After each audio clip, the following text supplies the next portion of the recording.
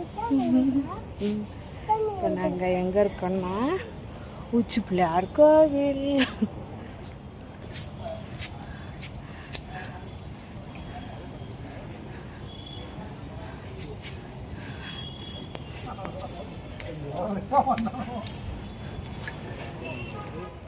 இன்னும் இவ்வளோ படிக்கட்டு ஏறணும். இங்கே பாருங்க கோவில்.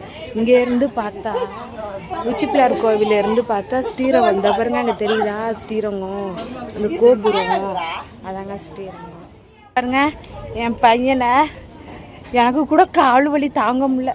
ஆனால் இவன் படிக்கட்டில் இருந்து ஏறிட்டான். ஆமாம் எனக்கு மூச்சு வாங்குது. என் பையனுக்கு எனர்ஜி பாருங்க எப்படி இருக்குன்னு.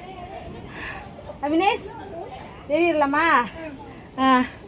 ஏறுங்க. என்னால் முடியல அவினேஷ், மூச்சு வாங்குது அவினேஷ், முடியல. ஒரு 20 ஸ்டெப் தான் கோயிலை பார்க்க போகிறோம். ஏறிட்டோம் எப்படியோ கோவிலுக்கு. இன்னும் கொஞ்ச நேரத்தில் கோயில் கோயில்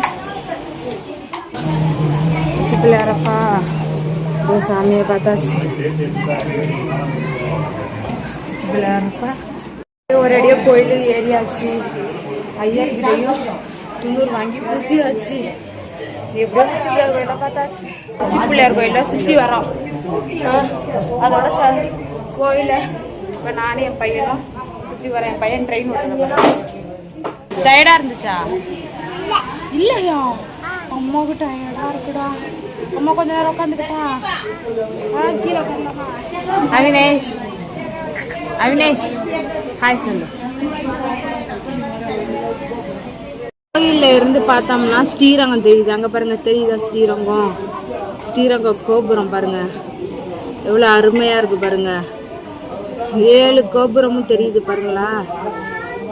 மேலே எழுதி டயர்டாக இருக்கணும் உட்காந்தா. என் பையன் அதுக்கு மேலே பண்ணுறாங்க பாருங்க.